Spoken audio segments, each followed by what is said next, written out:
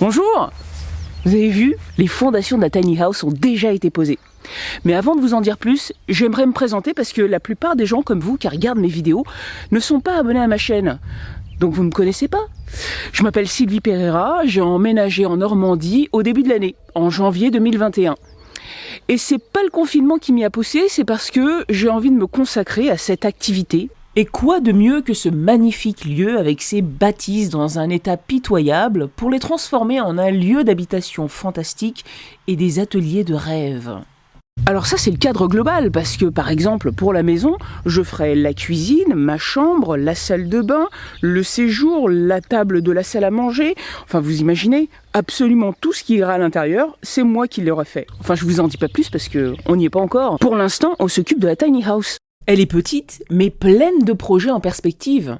Sa particularité, c'est que tout devra être compact. C'est pas mal comme programme, non? Alors, abonnez-vous. Nous sommes en France, le pays des lois. Il n'y a pas d'autre pays avec autant de lois que nous. Alors en 2020, on a décidé d'en faire une nouvelle, la loi Elan. Elle nous oblige à faire des études de sol. C'est pour les terrains constructibles. Mais là, comme c'est une réhabilitation, l'étude est un peu passée entre les mailles. Donc le notaire ne l'a pas annexée à la promesse de vente.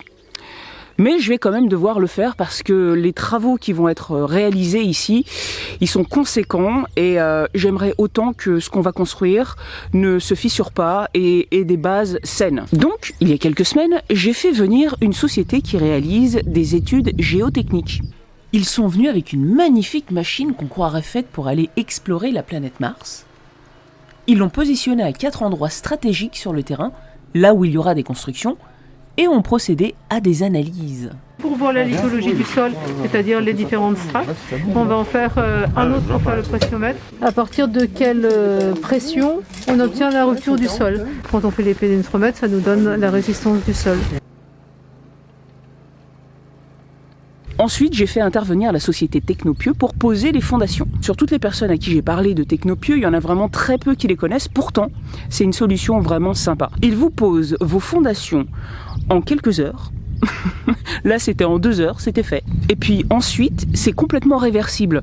Si vous faites des fondations en béton, vous allez avoir des socles énormes, extrêmement lourds. Il va falloir faire venir aussi tout ce ciment là. Et si un jour vous décidez de détruire votre construction, eh ben vous restez avec ces trucs dans le sol. Vous n'allez pas les enlever, c'est tellement lourd. Là, en l'occurrence, ça s'enlève aussi facilement qu'on enlèverait une vis. Bon, faut un gros tournevis, hein, mais sinon c'est le principe. Ça se visse et ça se dévisse. Donc, il y a quelques jours, Technopieux est arrivé avec son gros tournevis. Il commence par une phase de préparation un peu à l'ancienne. Ça s'appelle une chaise.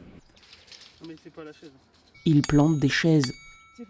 Pour l'instant, on n'a pas vraiment commencé, c'est que de la préparation. D'accord. Pour l'instant, vous tirez les cordes pour voir l'équerrage et tout ça. Ouais, voilà. On a un magnifique outil qui est resté au bureau qui aurait fait ça en 1 minute. C'est pas grave, comme ça me permet de voir comment on fait sans avoir une machine qui coûte cher.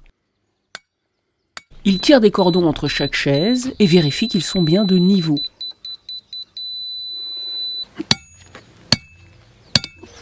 Ouais, faut pas que t'appuies sur le camp parce que sinon... 3,83 m on avait dit la largeur. 3,82 m. Au lieu de 83 ? Ouais. Faut que je me mette à... Ça va ? Non ? Vraiment, faut le mettre à... D'accord. Si on commence comme ça, au bout d'un moment, 1 cm par-ci, 1 cm par-là, moi je veux bien, mais... on va faire des vérifications par la suite. 6 m 16 et 4 mm qui est ? Oui. Voilà. Il vérifie la longueur des diagonales pour s'assurer que c'est bien d'équerre. 2,41,5 ? Ouais.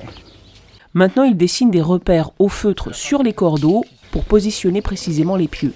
Ah ouais, d'accord. D'ailleurs, en voici un. Et là, vous allez les enfoncer de combien, les pieux ? Bah ici, pour garder le hors-sol, environ 1,50 m. D'accord.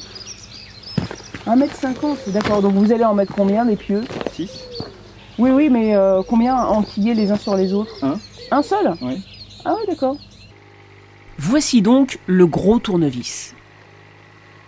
Regardez comme il maîtrise bien la descente.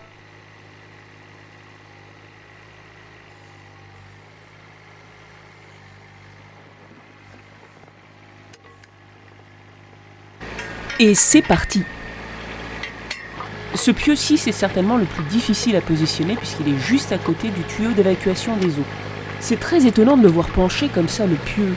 Si vous faisiez ça avec une vis dans du bois, votre vis elle ne tient pas. Mais ici, le plus important, c'est le positionnement de l'hélice. La voici. Il se sert aussi du niveau à bulle pour que ce soit bien d'aplomb. Et il se sert de ces deux jauges pour contrôler la force qu'exerce le moteur. Quand il atteint une certaine pression, il sait que le pieu est bien posé.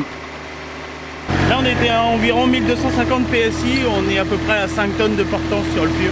D'accord. Ses voisins, là, ils étaient à peu près à 1500. On tourne sur les 8 tonnes. Donc, pour la petite structure que ça va être, je pense que largement. D'accord. Ici, il rajoute une rallonge parce que le pieu arrive plus bas que le cordeau. Et là, c'est le contraire.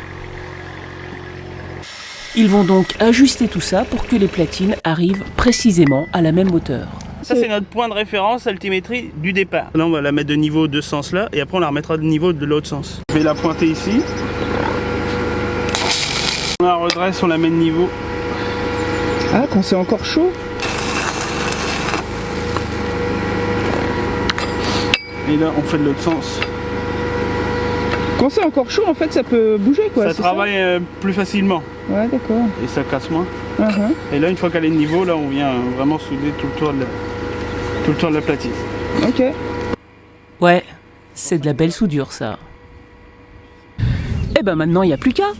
Enfin non, pas tout à fait. Avant, il faut que j'aménage mon conteneur atelier. Eh ben ça tombe bien, c'est exactement ce que je suis en train de faire. Sauf que, comme d'habitude, je ne sais pas combien de temps ça va me prendre et donc dans combien de temps est-ce que je serai prête pour attaquer la construction. Ne vous inquiétez pas, c'est pour bientôt. Alors patience. À bientôt.